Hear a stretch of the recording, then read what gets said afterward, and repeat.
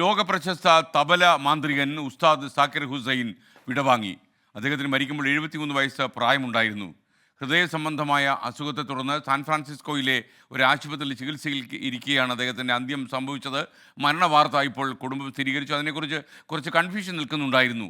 ഇന്നലെ രാത്രിയിൽ മരണവാർത്ത വന്നിരുന്നു, പക്ഷേ മരിച്ചിട്ടില്ല, ICUവിൽ മാത്രമാണെന്ന് കുടുംബം, അദ്ദേഹത്തിൻ്റെ സഹോദരൻ പറഞ്ഞു.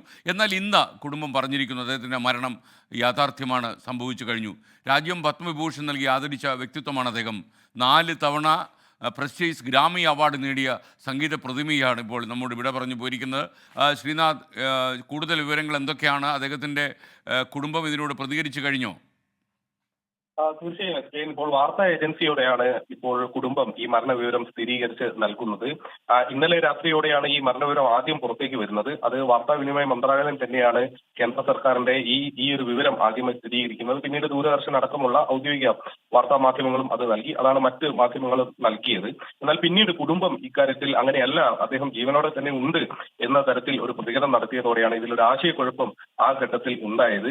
ഞാൻ മനസ്സിലാക്കുന്നത് ആശുപത്രിയിൽ നിന്നുള്ള വിവരങ്ങൾ കൈമാറുന്നതിൽ വന്ന ചില സംശയങ്ങളും ആശയക്കുറവും ഒക്കെയാണ് ഒരു കൺഫ്യൂഷൻ ആ ഒരു ഘട്ടത്തിൽ ഉണ്ടാക്കിയത് എന്നതാണ്. ഏതായാലും ഇപ്പോൾ കുടുംബവും അദ്ദേഹത്തിന്റെ മരണവിവരം ഇപ്പോൾ സ്ഥിരീകരിച്ച് നൽകുന്നു. രാജ്യത്തെ സംബന്ധിച്ചിടത്തോളം ഒരു വലിയ നഷ്ടമാണ്. വിഖ്യാതനായ ഒരു സംഗീതജ്ഞന്റെ വിടവാങ്ങലാണ്.